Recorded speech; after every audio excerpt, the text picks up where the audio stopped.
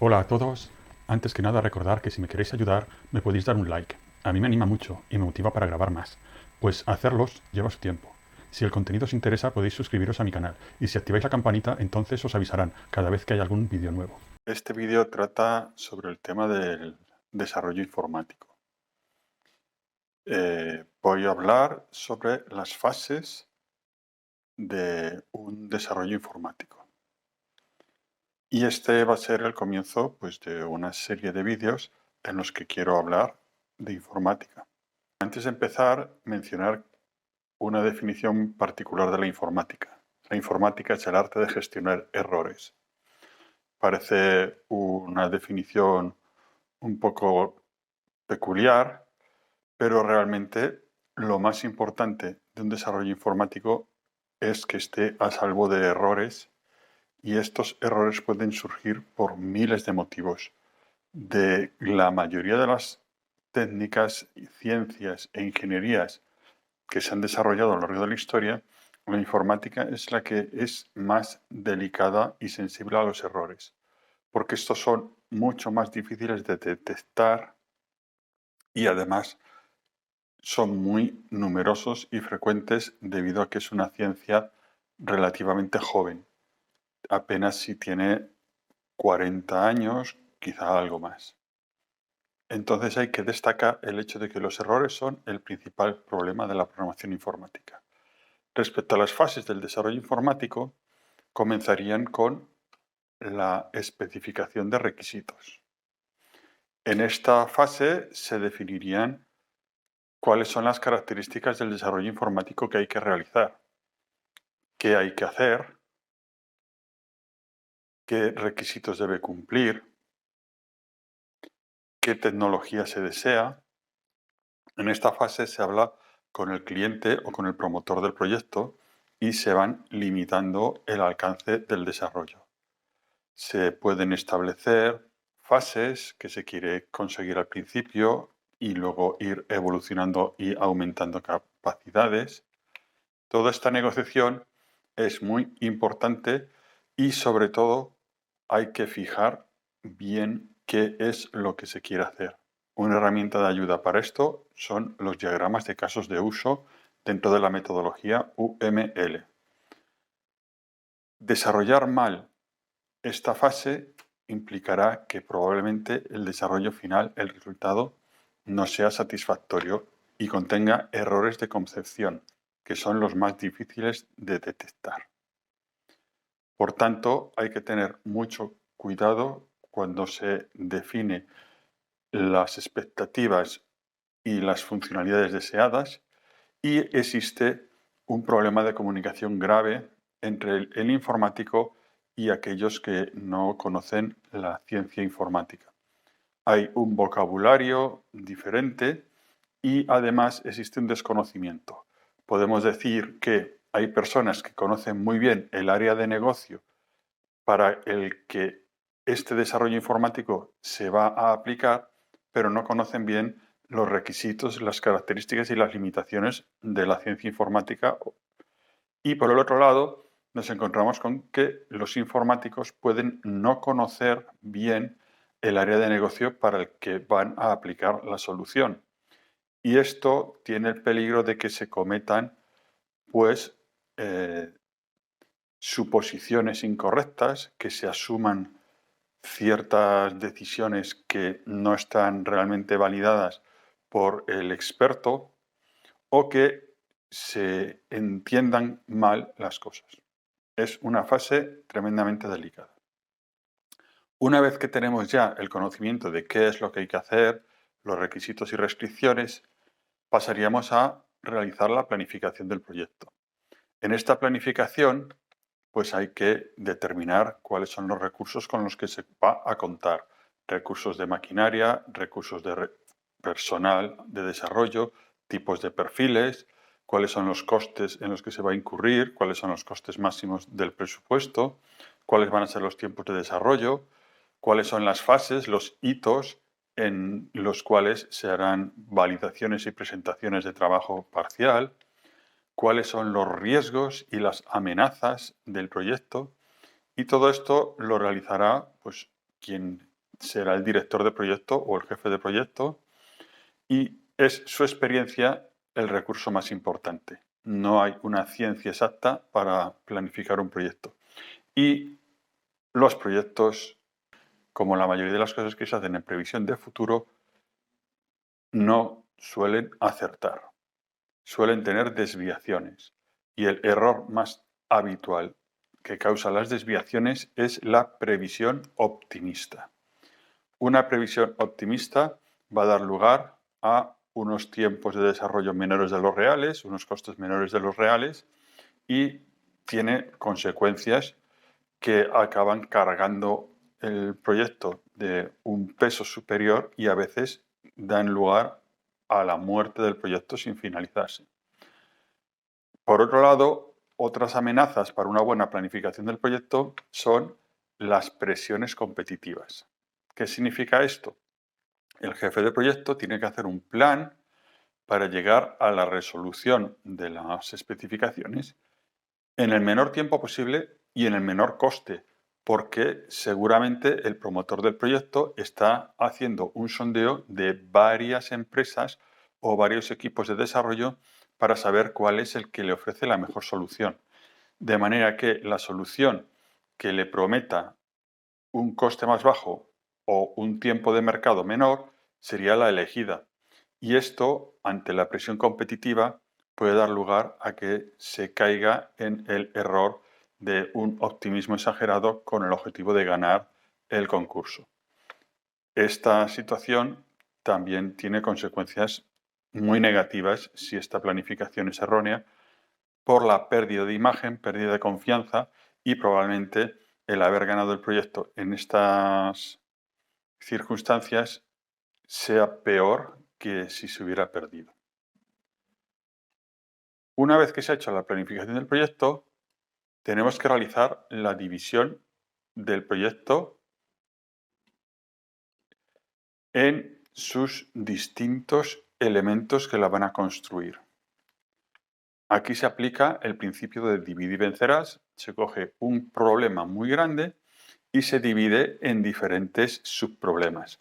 Cada subproblema está especializado en un área concreta, de tal manera que tenemos que desarrollar una estrategia colaborativa entre elementos especializados. La ventaja de especializar los elementos es que el área de conocimiento se reduce y este área de conocimiento resulta mucho más preciso.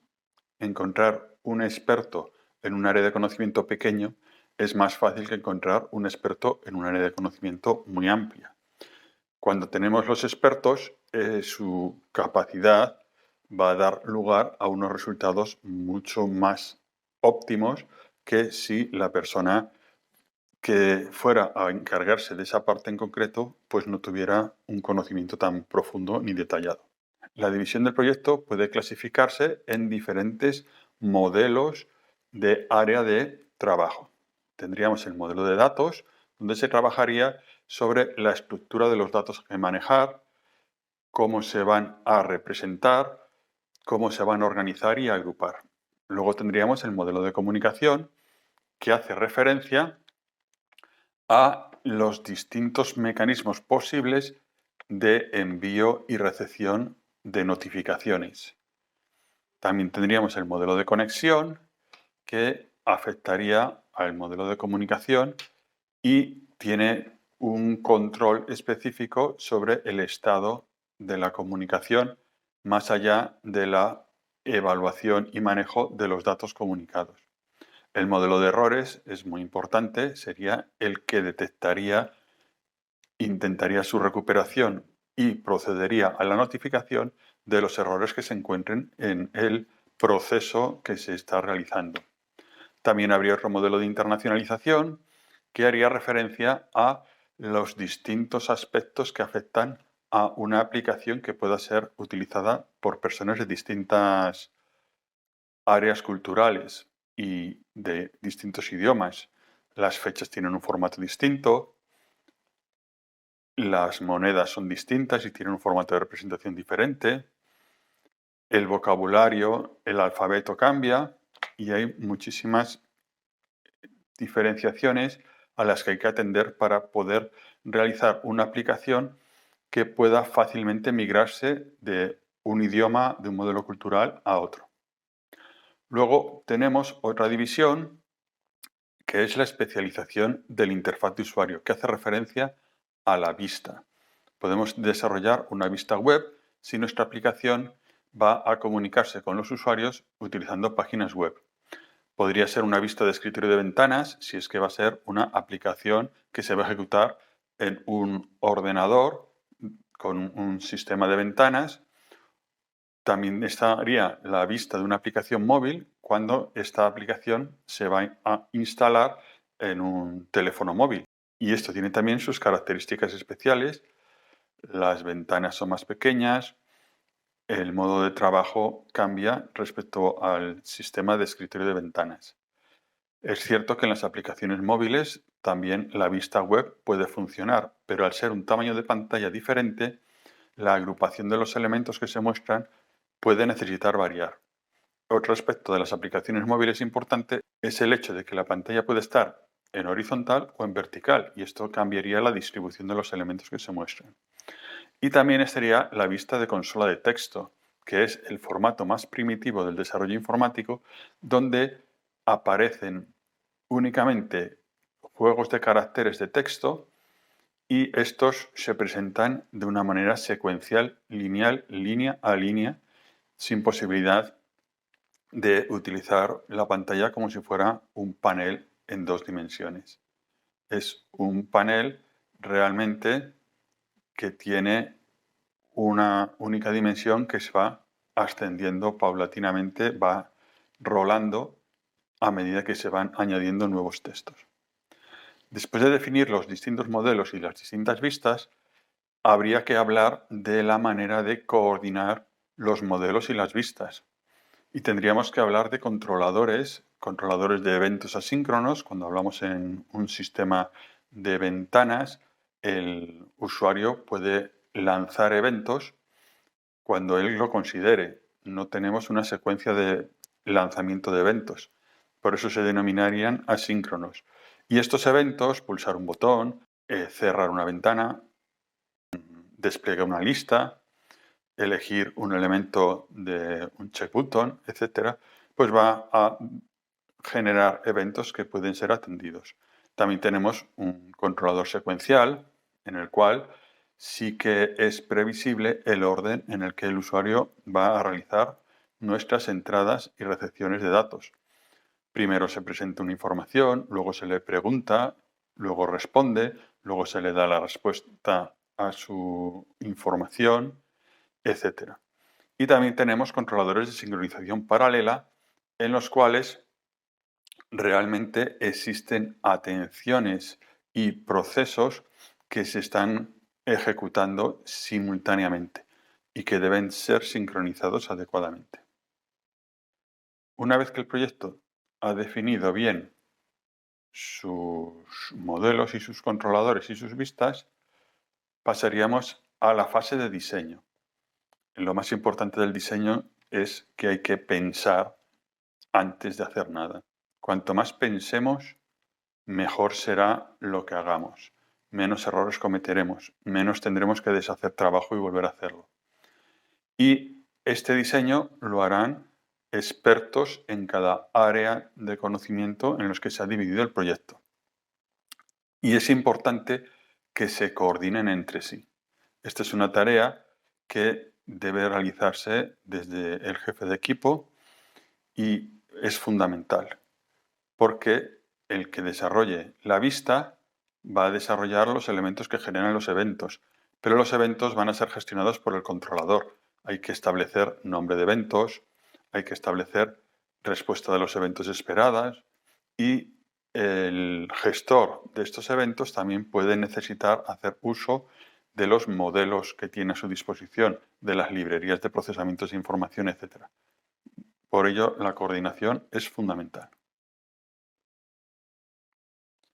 Una vez que tenemos el diseño, podemos pensar en que hemos llegado al momento de la codificación. Sin embargo, hay una fase previa que es la instalación de los sistemas. La elección de los sistemas sobre los que vamos a trabajar es fundamental. Puede determinar el éxito o el fracaso del proyecto. La frase fundamental que habría que tener en mente es que debemos trabajar sobre cimientos sólidos. Vamos a utilizar servidores de bases de datos, vamos a utilizar servidores de aplicaciones web, vamos a manejar sistemas operativos y máquinas virtuales, dispositivos intermediarios de comunicación, sistemas de respaldo y de contingencia, sistemas de gestión de versiones, sistemas de gestión de la configuración, servicios para el trabajo en equipo, servicios de notificaciones de errores y de incidencias, etc. Todos estos elementos ya están construidos en el contexto de la ciencia del desarrollo informático, pero varían mucho de unas soluciones a otras. Hay que aprender a manejarlos, hay que saber instalarlos, hay que conocerlos y también estos sistemas pueden dar problemas y errores en determinados momentos. De ahí que a veces se requiera el trabajo de técnicos de sistemas que se encarguen del mantenimiento de estos elementos. Si estos elementos funcionan correctamente, nos van a ahorrar trabajo, nos van a dar un servicio que facilitará mucho nuestro desarrollo y la elección de los mismos es fundamental.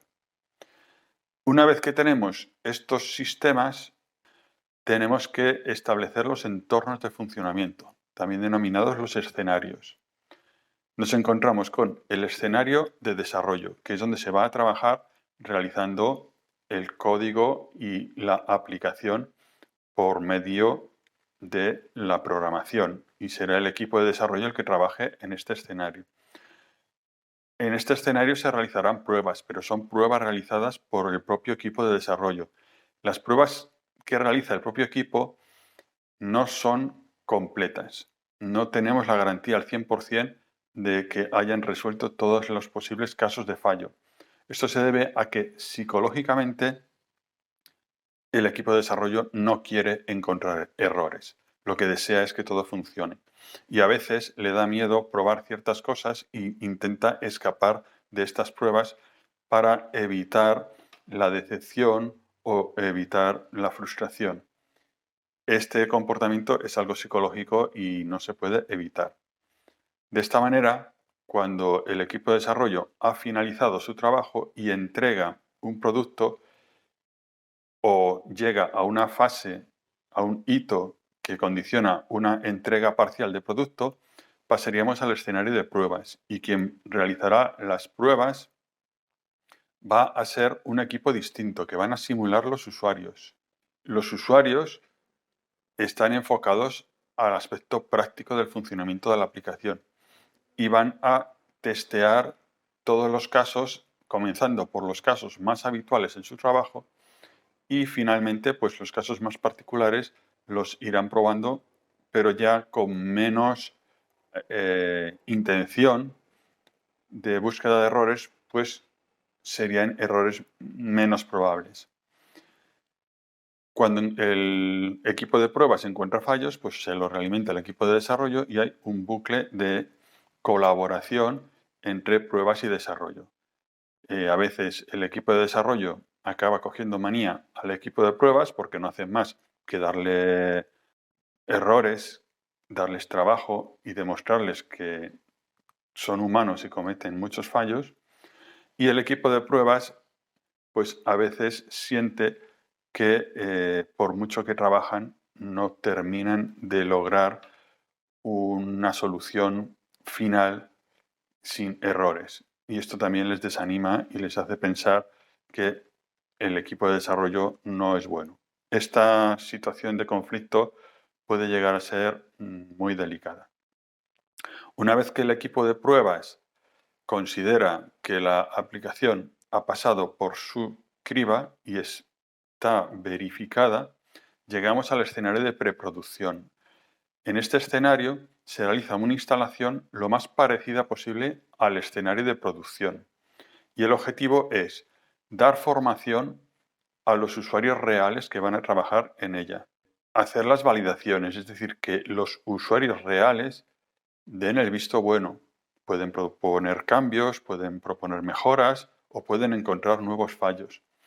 El equipo de preproducción va a ser el equipo final de producción, con lo cual son expertos en su campo, no son personas que hacen pruebas, pero que no necesariamente tienen que ser expertos en el área de negocio de ese desarrollo informático.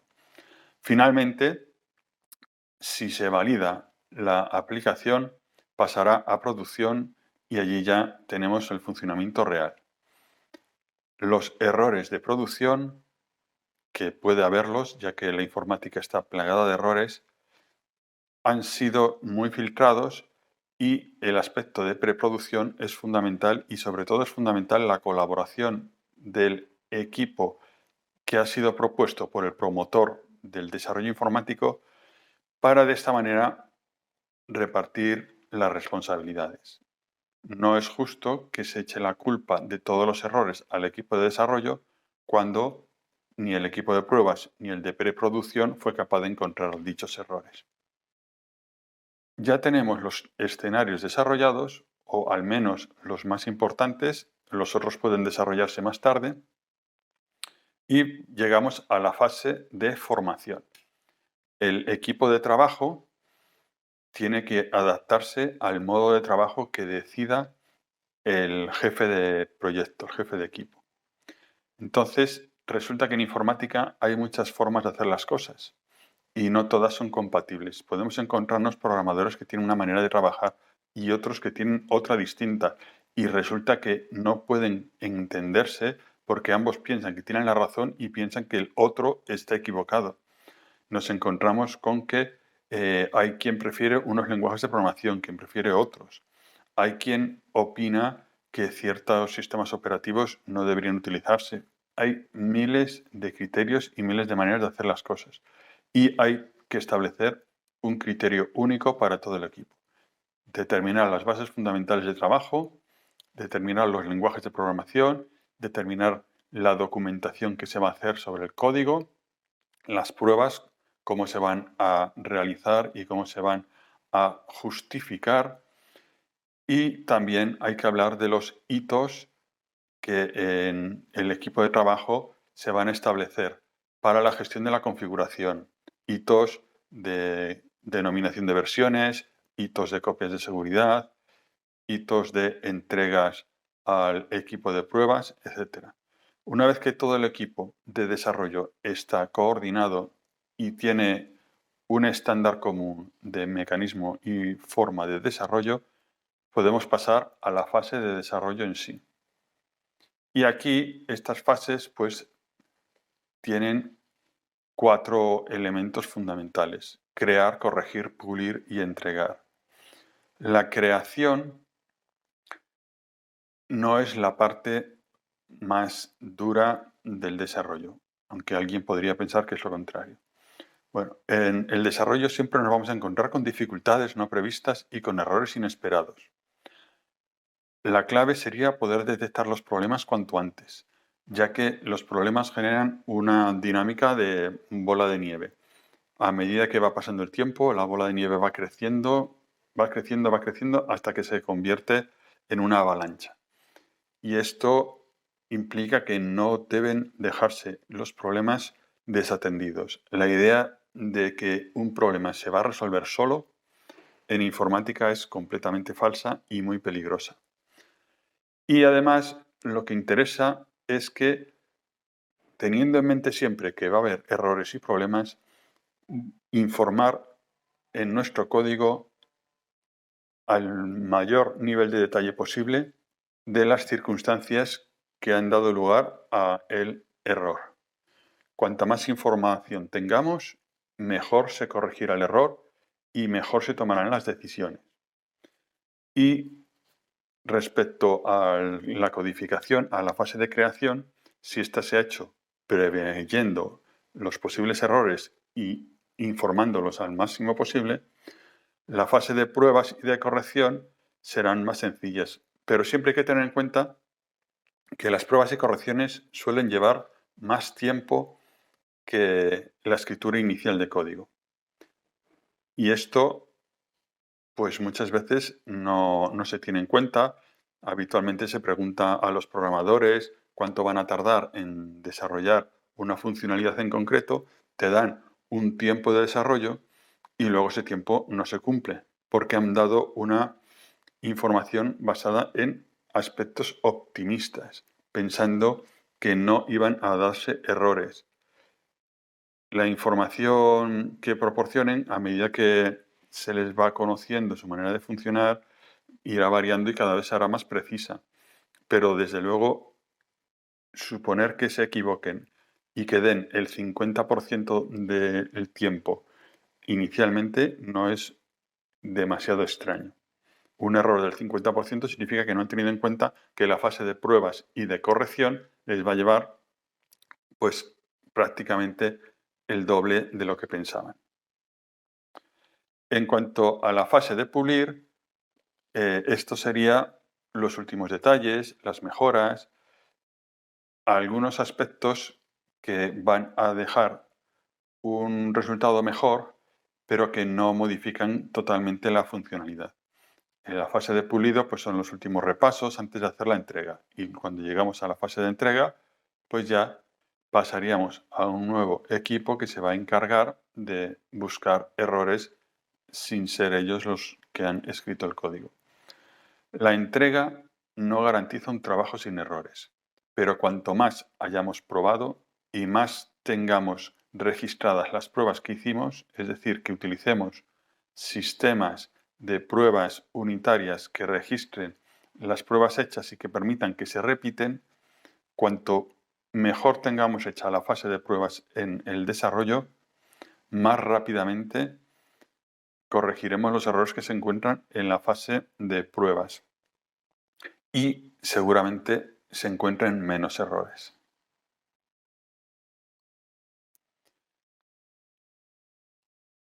Cuando nos centramos en la fase de pruebas, pues hay que tener en cuenta la típica frase de las leyes de Murphy: si algo puede fallar, lo hará y lo hará en el peor momento. Esto es una máxima que se cumple en informática casi al 100% de las veces. Y bueno, hay que informar y decir que las pruebas no garantizan nada más que aquello que probaron. No podemos garantizar que por haber probado el comportamiento para unos datos en concretos, para nuevos datos este comportamiento esté libre de fallos. Luego, otros aspectos psicológicos son el hecho de que los errores nunca parecen tan graves para quien los ha cometido. Bien, pues el que prueba cuando es el que ha creado el código le parecerá bien. Cuando lo prueba el cliente, pues le parecerá regular, porque el cliente psicológicamente también quiere que el resultado sea correcto. Cuando lo prueba el usuario, aquí nos encontraremos con las quejas, los problemas y hay un aspecto de actitud que puede ser muy perjudicial. Hay usuarios que no quieren utilizar la nueva tecnología porque con la tecnología que tenían anteriormente estaban contentos, la conocían bien y era su burbuja de confort. Entonces nos encontramos con una actitud negativa y destructiva hacia la nueva solución. Y esto también hay que trabajarlo y hacer ver al usuario que la nueva tecnología le va a ayudar a él. Esto es importante porque si no es así, la rechazará seguro. Le va a permitir trabajar más rápido y es beneficiosa para la empresa, para los destinatarios del resultado de esta aplicación, etc. Bueno, por fin indicar que cuantas más pruebas se hacen, mejor, y que hay que entender que los errores son pasos previos e inevitables hacia el éxito. Los errores no son fracasos, los errores son pasos previos, etapas necesarias. No hay nadie que no cometa errores. Lo más fácil en el universo es equivocarse. Para equivocarnos tenemos infinitas posibilidades. Para acertar a veces solo hay una o dos opciones. O tres, bueno, muy pocas opciones. Finalmente, después de la fase de pruebas, entraríamos en la fase de utilización. Lo que no se usa no sirve, con lo cual Si un desarrollo informático al final se aparta, es un fracaso, es un tiempo, un dinero, un esfuerzo, todo abandonado y todo inútil. Por tanto, hay que pensar que el desarrollo informático debe ser utilizado. Si no va a tener un uso, es mejor no realizarlo. El fracaso del error, por tanto, solo es superado por el abandono. ¿Cuándo se abandona una aplicación? Pues cuando tiene un número de errores tan grandes que ya se considera que no merece la pena recuperarla, sino que es mejor empezar desde cero. Esta decisión es muy difícil, porque en general siempre es mejor intentar recuperar un software aunque tenga errores, porque este desarrollo ha pasado por fases de pruebas, ha pasado por fases de validaciones y ha dejado atrás muchos errores. Lo que ocurre es que hay otros que no ha detectado y no ha corregido. Pero se puede entender que el número de errores que ha superado siempre es superior al número de errores que le quedan por superar. La inversión en la renovación del software es, por tanto, más rentable que el empezar desde cero, porque desde cero nos vamos a ver en la necesidad de recorrer un camino que ya se recorrió en la aplicación previa, pero del que no tenemos la herencia o la experiencia que el camino previo obtuvo. Sin embargo, hay veces en las que el abandono es causado por cuestiones externas. ¿Qué es lo que ocurre? Pues cambian los sistemas operativos, cambian las plataformas de base que el cliente va a utilizar y entonces el programa, aunque funcionara bien, ya no tiene cabida.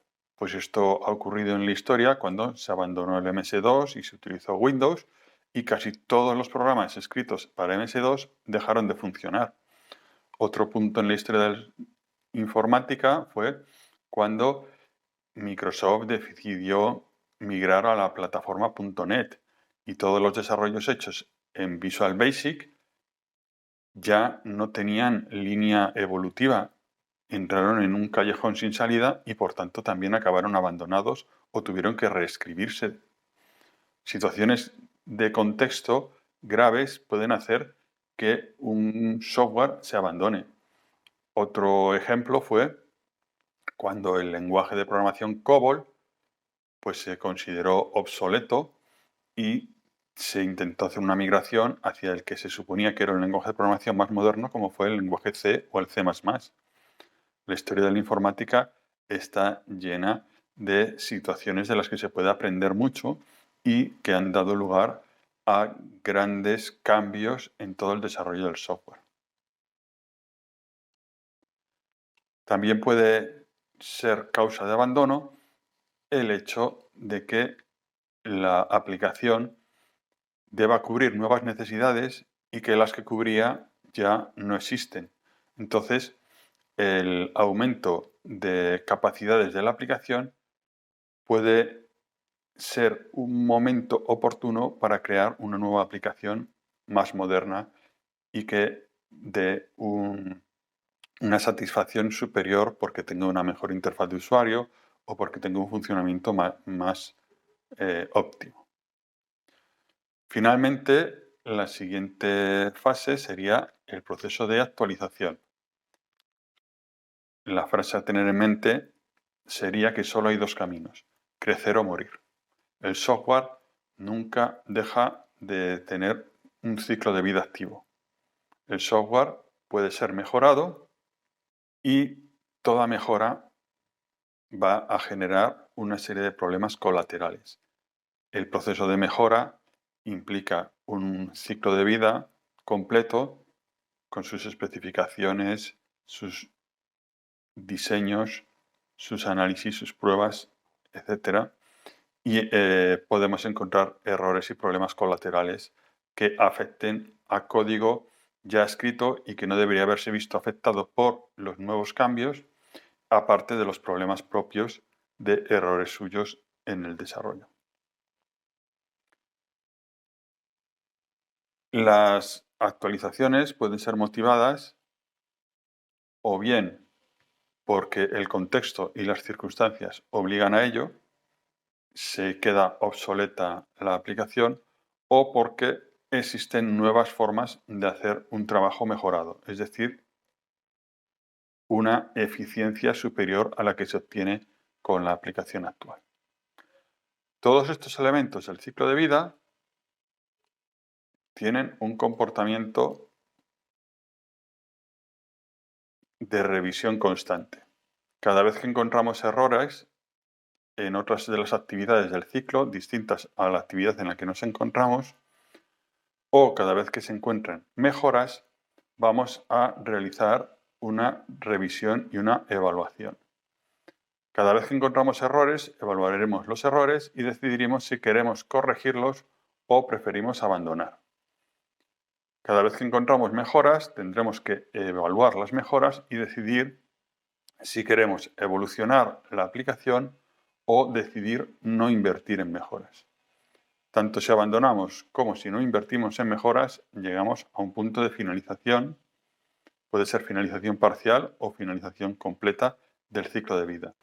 Y si decidimos evolucionar o corregir, entramos en el ciclo y este ciclo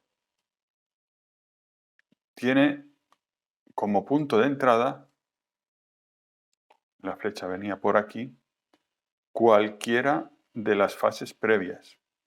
Si el inicio siguió un orden en concreto, las iteraciones del ciclo de vida pueden conducirnos directamente a cualquiera de las fases anteriores y subsiguientes. Y este ciclo se repetirá mientras que la aplicación tenga utilidad. Y nada más. Esto es lo que quería explicar sobre los ciclos de vida del desarrollo informático. Si les ha gustado, agradecería que dieran un like y si quieren suscribirse a estos vídeos, pues estaré encantado de que lo hagan. Un saludo.